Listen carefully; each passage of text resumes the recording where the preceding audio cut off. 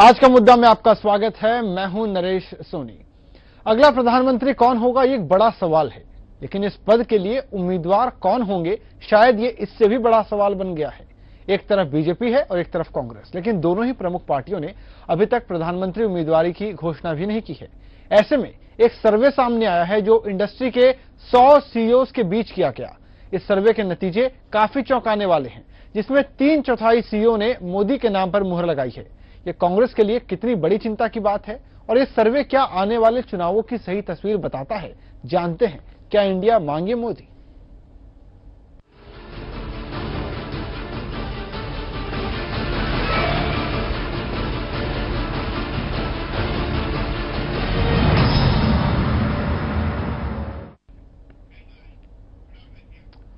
और इस चर्चा में आज हमारे साथ डॉक्टर हेमंत भट्ट है, प्रवक्ता है बीजेपी के, साथ ही जयराज सिंह परमार है, प्रवक्ता है कांग्रेस के। आप दोनों का बहुत बहुत स्वागत है। साथ ही फोन लाइन पर हमारे साथ रोहतास गोयल रहेंगे दिल्ली से, जो कि ओमिक्स के चेयरमैन हैं और बिल्डर्स एसोसिएशन के हेड भी हैं।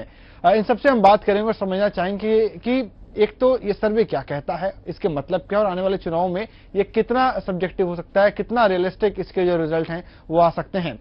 सबसे पहले कांग्रेस से एक रिएक्शन चाहूंगा। जयराज सिंह हमारे साथ हैं। जयराज सिंह जी, काफी चौंकाने वाले नतीजे निकल कर आए हैं निल्सन के सर्वे में, जहां 76% सीईओज जो है वो ये मानते हैं कि मोदी को अगला प्रधानमंत्री होना चाहिए। कितनी बड़ी चिंता की बात है आपके लिए सर्वे? चौंकाने वाले नतीजे तो आपके लिए होंगे या फिर भारतीय जनता पार्टी के लिए होंगे, इसलिए मैं बता रहा हूं कि सीईओ क्या होता है। पहले तो 100 करोड़ की जनता को यह पूछो कि what is CEO, chief executive officer क्या होता है। चीफ का मतलब क्या होता है, एग्जीक्यूटिव क्या होता है। लेकिन इंडस्ट्री का एक बड़ा हिस्सा तो उनमें कवर होता है, आप इंडस्ट्री को कम नहीं आंक सकते। मैं तो जानता हूं। आप उसके टेक्निकलिटी में मत उलझिए कि सीईओ क्या होता है। वो इंडस्ट्री को रिप्रेजेंट करता है। 100 करोड़ की जनता नहीं जानती है। ये खेती प्रधान देश है, आप जानते हो। ये सीईओ से लेना देना नहीं हो। और दूसरी मैं बात बताऊं, ये सीईओ से, सर्वे से आप क्या पैरामीटर क्या रखे हैं सीईओ से? मुझे आपके पैरामीटर्स बताओ। आपके मतलब नॉट यू, सर्वे की बात कर रहा हूं। मेरे नहीं होंगे ना, पैरामीटर मेरे नहीं होंगे जयराज सिंह जी। निल्सन एक काफी पुरानी और दुनिया भर में काफी विश्वसनीय एप्को वर्ल्ड वाइड से मिली हुई ये एजेंसी है, बहुत सालों से ये सर्वे करती है। हर सर्वे में एंटी कांग्रेस का, और इतने जितने भी सर्वे ये इन्होंने किया है वो सब फेक निकले हैं, आज तक सही नहीं निकले। और ये तो बाद में बताएंगे सही कहां नहीं निकले। तो सरकार आपकी केंद्र में बंद क्यों नहीं करा देते इन सर्वे को? हम क्यों बंद कराएंगे? जिसको जो करना है वो करे, हमको क्या फर्क पड़ता है। मुंगेरी लाल को अपने हसीन सपने देखने में कौन रोक सकता है? सपने तो हर कोई देख सकता है ना। अगर आपको लगता है कि सर्वे फेक है, आपने काफी एक गंभीर बिल्कुल फेक है। हम अगर फेक है, कोई विश्वास नहीं रखते, तो मतलब क्राइम है। क्राइम है तो बंद क्यों नहीं कराती सरकार? क्राइम नहीं, आप बता रहे हैं क्राइम हम नहीं बता रहे। हम तो जनता के प्रतिनिधि है, हम जनता के लोग हैं, हमें तो राजनीति से मतलब है। ये क्या करते हैं? अभी तो आपने तो 86% का कितना बताया, क्या सर्वे क्या कितना बताया? 76 में आप 100% बता दो तो भी क्या फर्क पड़ता है? दला तरवाड़ी की बात सुनी है आपने? स्कूल में हम पढ़ते थे तब आती थी। क्या मैं 2-4 ले लो, 10 ले लो ना, क्या फर्क पड़ता है? ये तो अपने आत्मा में खुश होने की बात है। इसमें कोई ये बात नहीं रही कि सर्वे में क्या है। और दूसरा, सीईओ के जनता से क्या लेना देना? ये लोग तो इंडस्ट्री के साथ लेना देना है। इसको तो लैंड कहां से मुफ्त में मिलती है, इससे लेना देना है। टैक्सेशन में कहां से फ्री मिलता है, इससे लेना देना है। और ये बात बताइए, बड़ी ईमानदारी से बात बताइए। मैं बहुत ईमानदारी से बात करता हूं। इंडस्ट्री की पसंद क्या पार्टियां ध्यान में नहीं रखती? क्या बिल्कुल असर नहीं होता, थोड़ा भी वेटेज नहीं होता इंडस्ट्री? बिल्कुल इंडस्ट्री है। मैं बताऊं, पूरे विश्व में आज जो ट्रेंड चल रहा है, इंडस्ट्री के पीछे जापान बहुत पागल था पहले भी। आज वही जापान आज वापस खेती की तरफ लगा है। अमेरिका की बात करूं तो पूरा अमेरिका और पूरा वेस्टर्न कंट्री सब इंडस्ट्री के पीछे दौड़ते थे। आज वहीं से वापस फिर खेत पैदाश के लिए वापस आ रहे हैं खेतों में। तो पूरा का पूरा वर्ल्ड का ट्रेंड का अभ्यास कीजिए। हमारे यहाँ इस बात को ध्यान में नहीं रखा जाता? क्या बताया?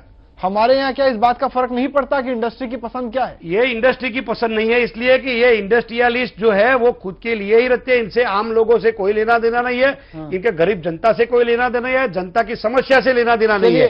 ये लोग तो एयर कंडीशन कमरे में बैठने वाले लोग हैं, इनको जनता की पीड़ा से कोई लेना देना नहीं है। हेमंत जी, सवाल मेरा आपसे है, क्या कहेंगे सर्वे पर, क्या कहेंगे पहली बात, और दूसरी बात जिस तरह से जयराज सिंह जी पूरे इस सर्वे को ही फेक बता रहे हैं कि इसका कोई वजूद नहीं है और ये बहुत रियलिस्टिक सर्वे नहीं है, क्या कहेंगे इस पर? नरेश जी, मैं एक बात कहना चाहूंगा कि बड़ी गंभीरता से इस सर्वे पे विचार करना चाहिए, नहीं सिर्फ पॉलिटिकल बात करें, लेकिन पिछले 10 सालों में जो पॉलिसी पैरालिसिस हुआ है, अपने ये वेदांता स्टील का जो मामला है, जब 20,000 करोड़ का इन्वेस्टमेंट हो जाता है और फिर वेदांता स्टील बिल्कुल एनवायरनमेंट के मामले में और दूसरे नीतिगत विषयों के चलते बंद करना पड़ता है, जबकि अब वोडाफोन को रेट्रोस्पेक्टिव टैक्सेशन में 11,000 टैक्स का चालान थमा देते हो, तो स्वाभाविक तौर से इंडस्ट्री अपने आप को एक भय और आतंक के वातावरण में महसूस करती है।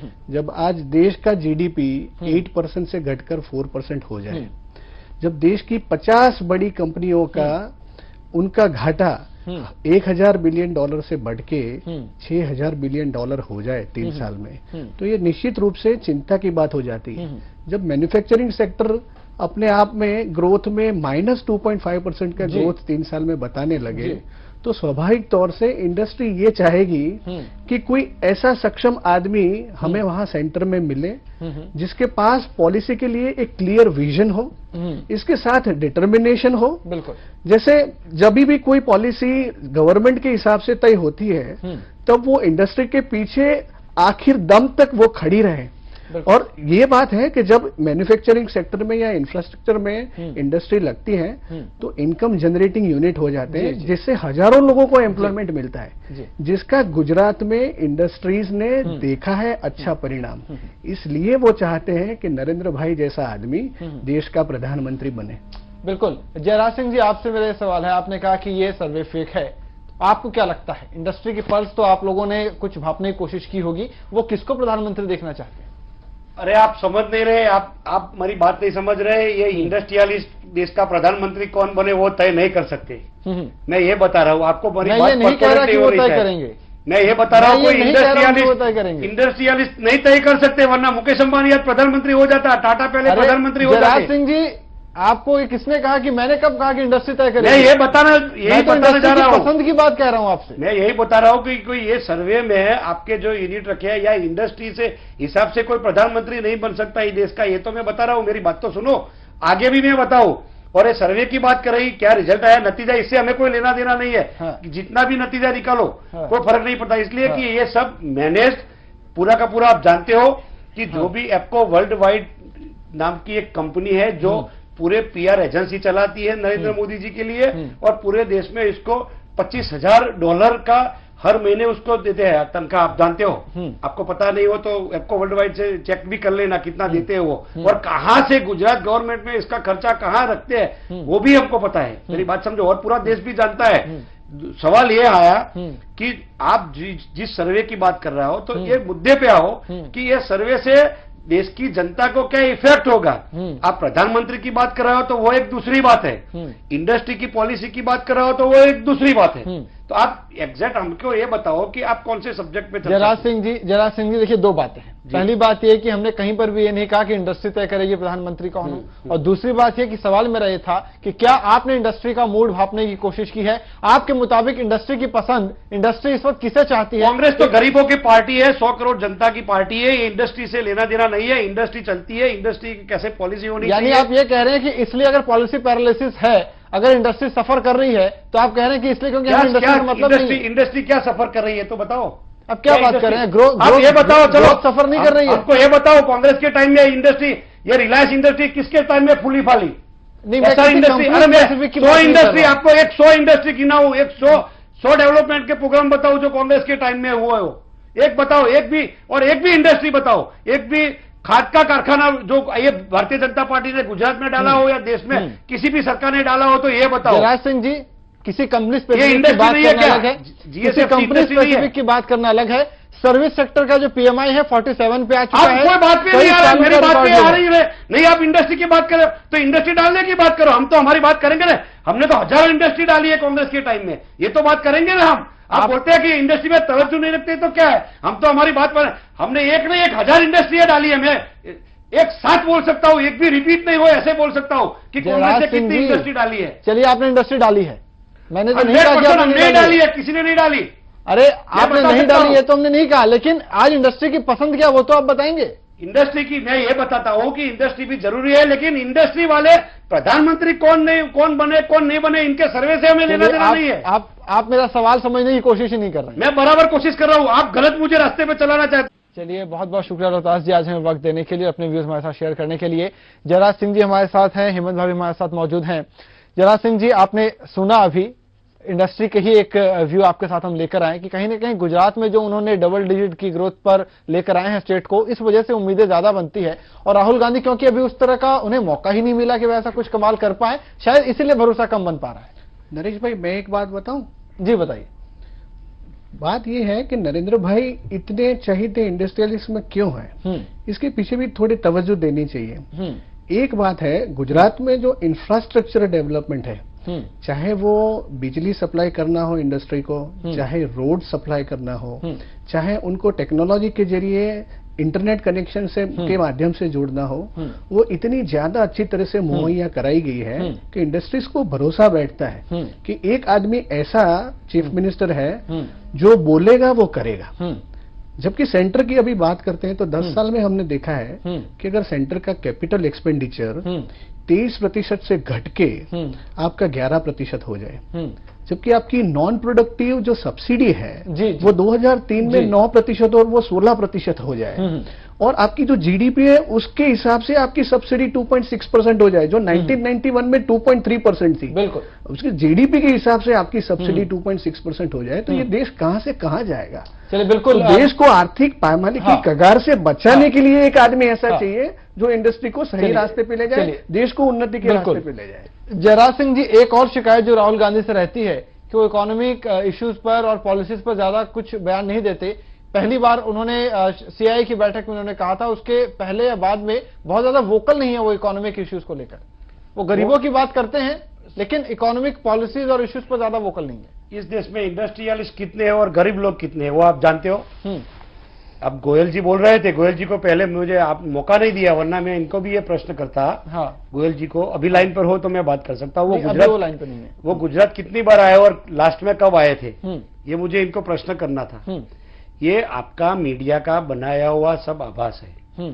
आप कल दिखा रहे हो, सपने बेचते हो, आप सपने के सौदागर हो। आपको लगता है मीडिया गलत बोल रहा है? मैं बताऊं, मैं 10 मेरी बात तो सुननी पड़ेगी आपको। हाँ। आप गलत रास्ते पे नहीं, मैं 100 बार बोलता हूं कि आप मुझे गलत रास्ते पे नहीं ले जा सकते। इसलिए कि पहले ये बताओ कि क्या जीडीपी, क्या रोड, क्या लाइट। यहाँ टाटा को आपने 33,000 करोड़ का पैकेज दे दिया, कितनी नैनो वहां प्रोडक्ट होके बाहर आई, ये बताओ। ये इनको पूछो, मेरा ये इनको डायरेक्ट प्रश्न है कि क्या प्रोडक्शन किया। तो आपके हिसाब से अगर आपकी सरकार होती तो आप टाटा को नहीं घुसने देते? अरे घुसने नहीं देते नहीं, आप गलत बात बता रहे हो, आप एक तरफा चल रहे हो। मैं आज तो आक्षेप करता हूँ आपकी चैनल पे, क्या बात करते हो? नहीं, आप ये कह रहे हैं कि हमने तो मारुति इंडस्ट्री हमने डाली है, मारुति इंडस्ट्री हमने डाली है, हालोल की ओपेल की इंडस्ट्री हमने ही डाली है। तो फिर टाटा की नैनो से क्या दिक्कत है? तो बताओ ना, उसका रिजल्ट तो बताओ। हम तो ये पूछते हैं। आप तो नैनो के आने पर सवाल उठा रहे हैं। नहीं, प्रोडक्शन चाहिए। क्या प्रोडक्ट किया? 33,000 करोड़ का मुनाफा लेके उसका इंस्टॉलमेंट 20 साल पहले, 20 साल के बाद लेने का, तो इसका क्या आउटपुट है?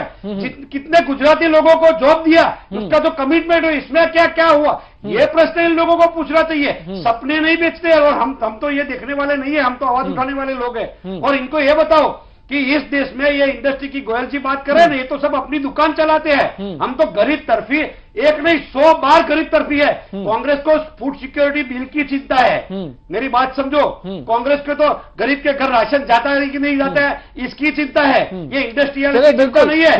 ये लोग तो सर की चिंता करेंगे। हेमंत भाई, तो सर की एक आरोप जो लग रहा है कि मोदी जी की जो पॉलिसीज है उसमें वो गरीबों को इग्नोर कर देते हैं, खाली इंडस्ट्री का भला हो रहा है। ये लगातार 100% हेमंत भाई को जवाब देने का मौका। जयराज सिंह जी ने अच्छा बताया कि फूड सिक्योरिटी बिल के द्वारा कांग्रेस गरीबों की चिंता करती है। मैं ये बताऊं, पिछले 10 साल से गुजरात में हम गरीबों को रेशन के माध्यम से 2 रुपए गेहूं और 3 रुपए किलो चावल देते हैं।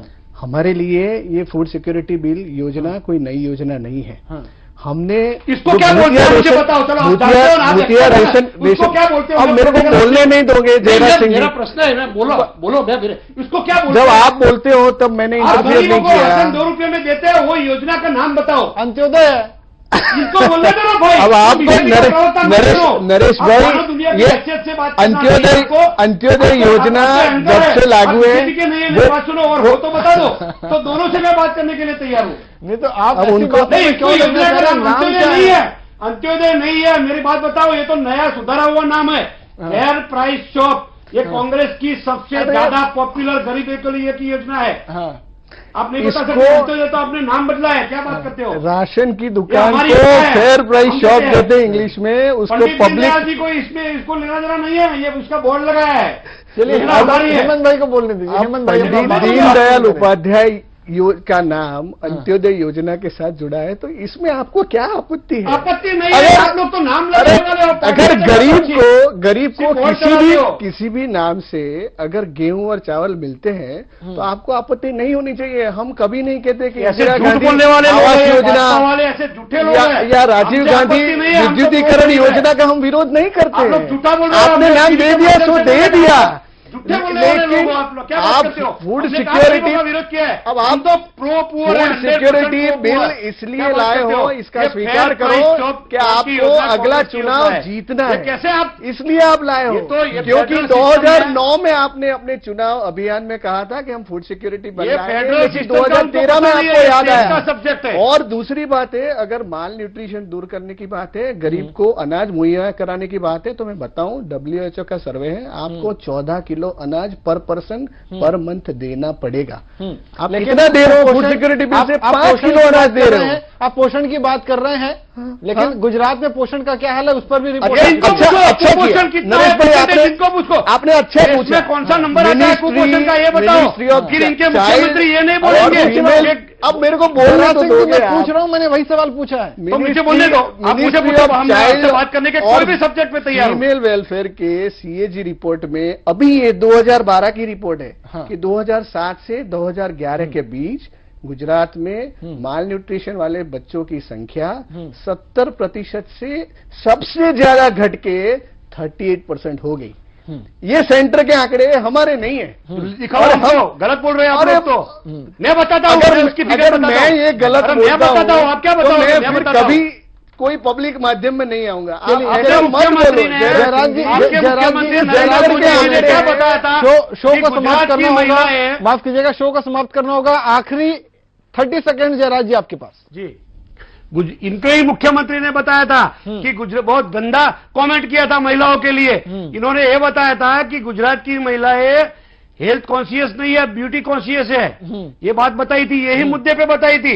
जब रवीश कुमार जी ने इनको प्रश्न पूछा था, इनके प्रवक्ता को, तो यही बात बताई थी और जाहिर सभा में बोलते थे इनके मुख्यमंत्री। कोई खुलासा ये बात बोलने की तब आई थी। मरोड़ के नहीं है, अगर जनता के सामने रखोगे तो ये पूरी यंगर जनरेशन की बात है कि आज यंगर जनरेशन में जीरो फिगर जनता को एक पॉपुलर मैनिया है, और उसके हिसाब से अगर जो पोषण मिलना चाहिए वो भी वो लेना नहीं चाहती, वो ये बात कह रहे थे।